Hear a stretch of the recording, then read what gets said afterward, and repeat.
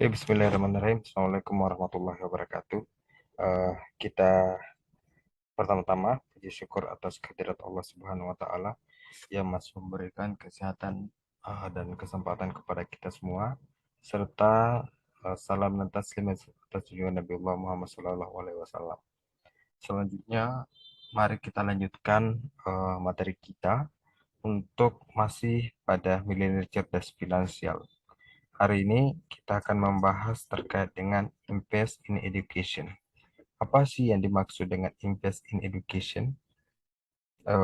Para pakar dalam hal ini pakar keuangan mengatakan eh, bahwa investasi di dalam pendidikan itu sangat penting. Jadi, tapi eh, dalam artian bahwa investasi jadi sebelum saya masuk apa yang akan saya bahas tadi, bahwa Robert Kiyosaki dalam dalam buku Tum Desen Waringin, apabila eh, waktu kita habiskan hal-hal yang penting, maka kita akan menghasilkan hal-hal yang penting. Dan juga sebaliknya, apabila kita tidak apabila kita menghabiskan waktu pada hal-hal yang tidak penting, maka kita juga akan menghasilkan hal-hal yang tidak penting.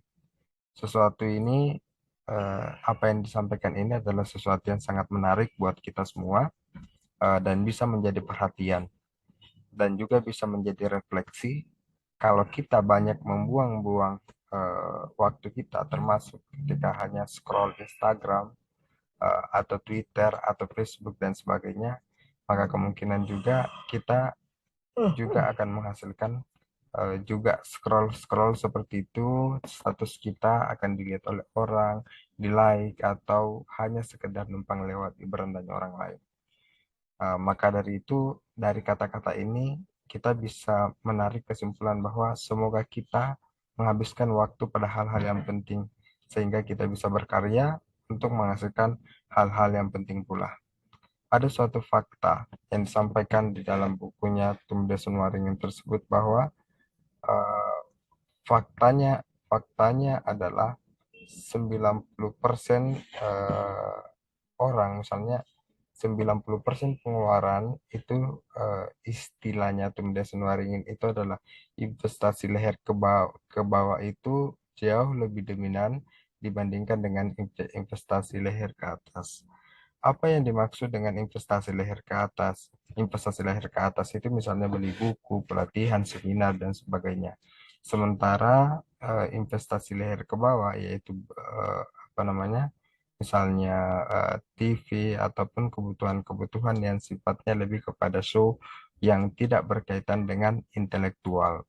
Nah, tentunya eh, apa yang ya sebagaimana kita ketahui bahwa pengaruh pemikiran kita itu akan sangat mempengaruhi kerja kita. Ketika kita memiliki pemikiran yang baik, memiliki pengetahuan yang banyak, maka secara otomatis juga kita akan bisa bekerja dengan jauh lebih baik.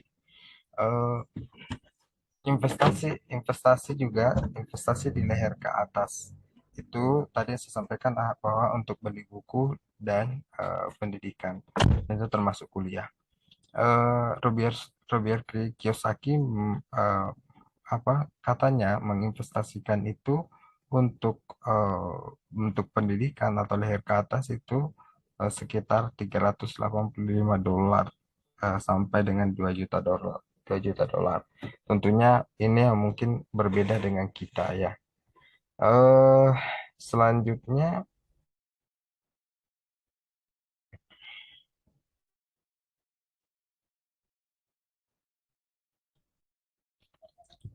lanjut kepada choose a friend. Choose a friend atau memilih teman.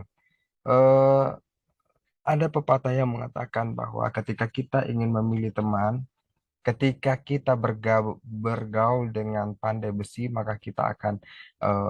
maka kita akan berbau sebagai sebagai pandai besi. Tetapi ketika kita bergaul dengan penjual parfum, maka kita juga wangi seperti para penjual parfum.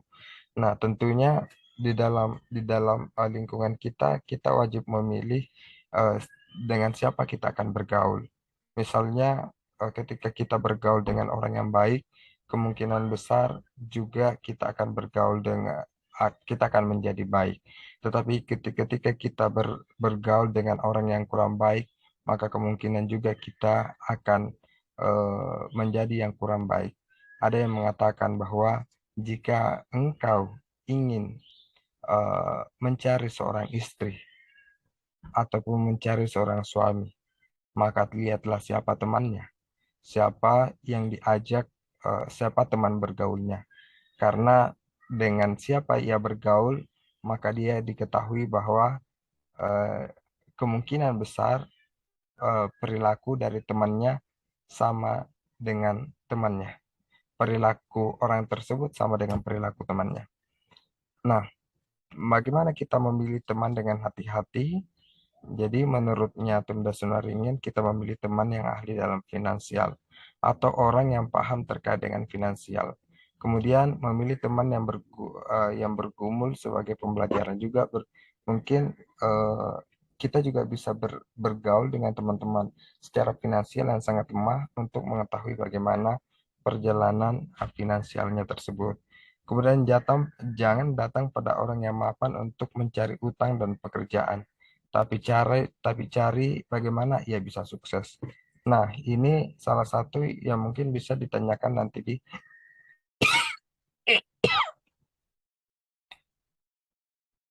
di kuesioner nantinya.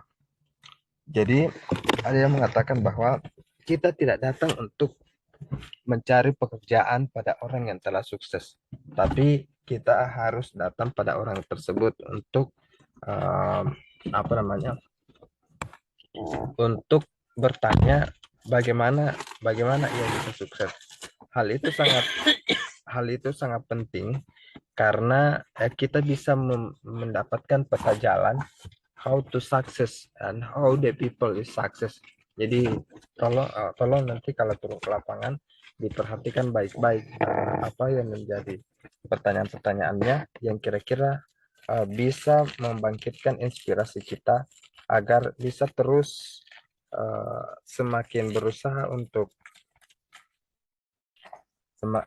semakin berusaha untuk bisa mengikuti jejak-jejaknya nanti. Nah, selain itu, ya ini yang saya sampaikan tadi, kamu adalah dengan siapa kamu bergaul.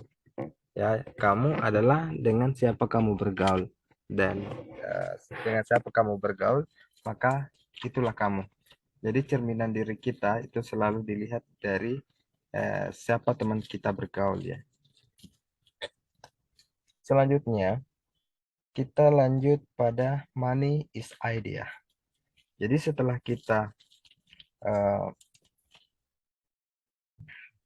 setelah kita pelajari terkait dengan choose a friend, kita memilih teman.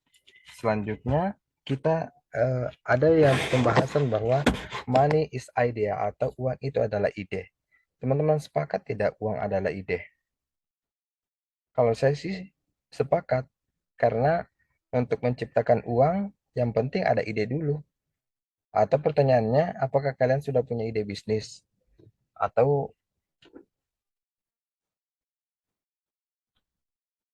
belum ada sama sekali?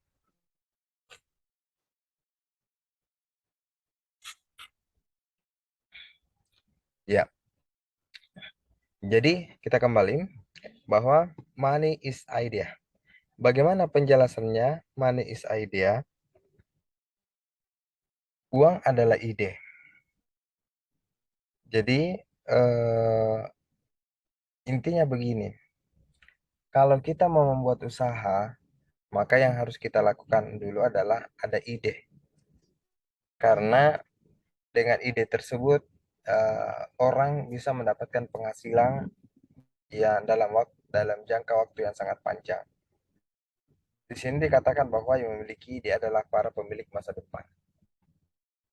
Apakah teman-teman yakin bahwa Indonesia hadir itu karena ide? Kalau saya iya, bahwa Indonesia hadir ini karena ada ide dari diawali dari Sumpah Palapa, kemudian juga diawali oleh gerakan-gerakan Soekarno untuk merdeka dan sebagainya. Selain itu, ada sebuah kisah eh, ada kisah ember dan pipa. Jadi kisah ember dan pipa ini ada ya kisahnya seperti ini. Suatu ketika eh, ada seseorang yang punya ide. Idenya itu adalah mau bisnis air, kemudian beli modal berupa ember. Kemudian mengangkat air untuk orang lain dengan menggunakan ember. Jadi siapapun di rumah tangga tersebut butuh air atau rumah tangga yang ada butuh air, maka akan diambilkan melalui ember. Seiring berjalannya waktu, kemudian ada orang lain yang punya ide baru. Idenya adalah bukan lagi ember, tapi investasi besar-besaran dengan melalui pipa. Dengan demikian, setelah investasi besar-besaran di pipa tersebut, akhirnya mendapatkan uang yang terus berjalan secara terus-menerus dari pipa itu. Karena dari pipa itu, kemudian dia mendapatkan pendapatan, ya. Karena dari pipa itu pendapatan yang terus-menerus mengalir. Walaupun dari sisi modal awal itu menggunakan modal yang tinggi. Jadi intinya sebenarnya kalau mau uang ya harus punya ide dan buatlah produk apa idenya dan coba jalankan. Bayangkan saja dulu berapa yang kira-kira kita akan dapatkan. Walaupun nanti ada yang kita dapatkan tidak sesuai dengan bayangan, ya setidaknya kalau 50% cukuplah. Kita sudah memiliki pendapatan atau misal apalagi 75% atau apa yang kita harapkan 100% itu terrealisasi. Bagaimana kalau misalnya 200% terrealisasi? Bagaimana kalau 1000% terrealisasi? Itu kan ya setidaknya kita sudah eh, apa itu apa namanya hal tersebut karena kita telah membuat ide. Jadi maka dari itu saatnya adik-adik untuk buat ide. Selanjutnya, ini yang tadi saya sampaikan bahwa investasi ember, investasi pipa untuk pengairan air di suatu kampung. Bill berhasil membuat pipa untuk mengalirkan air ke warga dengan harga yang sangat murah. Ya, dibandingkan dengan ember tadi ya. Kemudian selanjutnya kita kepada smart work. Bekerja keras, bekerja cerdas, dan bekerja keras. Ternyata Apple itu dimulai dari garasi. Dell itu dimulai dari kamar kos. KFC dimulai dari uang pensiun. Kemudian ada satu kisah. Kisahnya itu adalah Richard Tan yang pada tahun 93 bangkrut, rugi sebesar 600.000 dolar Singapura. Istrinya minta cerai, ditimpa helikopter, dan divonis kanker usus. Tetapi akhirnya ia bangkit dan menjadi pembayar pajak terbesar di Singapura. Jadi ya bekerja keras, bekerja cerdas. Apa bedanya bekerja keras dengan bekerja cerdas? Bekerja keras itu lebih mengandalkan bagaimana kekuatan otot seseorang. Bekerja cerdas adalah bagaimana ia membuat suatu taktik yang kira-kira menggunakan pemikirannya yang soft untuk mendapatkan suatu pendapatan. Ya, begitu ya. Jadi jangan kita bekerja keras. Ya, tapi kalau masih muda ya diharapnya kita kerja keras sih supaya dengan berusaha menemukan ide-ide dan sebagainya. Selanjutnya, bad and good debt. Utang yang baik dan utang yang tidak baik. Utangnya ada namanya ini. Hutang yang baik itu sama dengan hutang yang dibayarkan oleh orang lain. Hutang jelek itu adalah hutang yang dibayarkan dengan keringat dan darah sendiri. Jadi maksudnya yang baik itu adalah kalau misalnya kita punya modal investasi, ada tim yang membayar. Kita semua beli uh, butuh modal, kemudian uh, apa namanya? Ada kebutuhan kebutuhan modal dan investasi kita, ada tim yang membayar nantinya. Itulah yang disebut dengan utang yang baik. Tetapi kalau pembelian rumah, mobil, atau liburan dan eh, apa itu Pak, apa namanya, itu diusahakan bahwa apa yang kita keluarkan untuk di situ adalah pendapatan pasif income, pendapatan yang kita terima dengan menggunakan apa, pendapatan yang kita terima dari eh, aset yang bekerja. Karena aset kita bekerja sehingga kita mendapatkan pendapatan. Intinya, intinya adalah jangan kita beli eh, apa namanya? Jangan kita membeli sesuatu yang kira-kira untuk membayarnya itu kita pakai keringat dan darah kita sendiri. Bukan. Tetapi hutang yang baik itu adalah ada tim yang membayar. Bukan kita yang membayar sendirian, yang setengah mati, bukan. Tapi ada tim yang membayar. Tim itu dibentuk dalam sebuah skala bisnis. Selanjutnya, brave atau berani. Nah, kalau kita telah menjalankan usaha, maka kita harus berani untuk segala apapun yang dimulai dari berani memulai. Apakah kita berani memulai usaha, ataukah kita justru akan terus menunggu sampai kita bisa memulai itu sendiri. Kemudian yang kedua, harus juga berani gagal. Kalau berani memulai, ya berani gagal. Karena tidak selamanya apa yang kita cita-citakan itu terpenuhi. Tetap juga berani dikucilkan. Bagaimana kalau kita tidak sukses? Bagaimana kalau kita apa yang kita harapkan tidak sesuai dan sebagainya. Kemudian juga berani tidak dianggap karena kita bisa saja akan kehilangan segalanya karena dalam sebuah bisnis ini makanya kemudian orang-orang kita kadang tidak dianggap. Nah, itu masa-masa negatifnya ya, tetapi eh, yang apa namanya, kita harus terus misalnya harus berani juga untuk belajar dan berani juga kalau kita berhasil, berani juga harus meminjam, berani juga harus diejek, berani juga harus dipuji, berani juga harus berhasil. Ya, intinya sebenarnya adalah kalau kita mau menjalankan bisnis, maka kita harus berupaya semaksimal mungkin untuk berani dalam segi apapun. Karena tanpa itu, tanpa kita berani mengambil resiko ataupun yang lainnya, maka secara otomatis kita juga tidak bisa apa ya, tidak bisa maju, maka kita akan stuck pada suatu kondisi di mana kondisi itu kita tidak bisa maju, maju ataupun mundur. Ya, eh, ya alhamdulillah telah selesai. Saya kira cukup sampai di sini untuk video ini.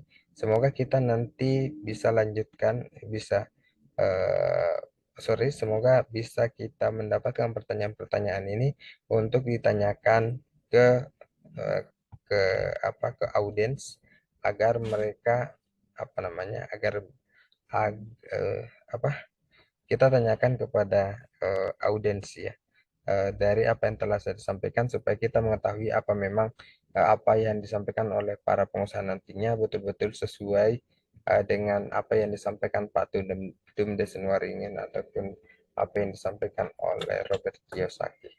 Ya saya kira cukup sekian ya. Terima kasih eh, untuk terima kasih untuk perhatiannya. Demikian, Assalamualaikum warahmatullahi wabarakatuh.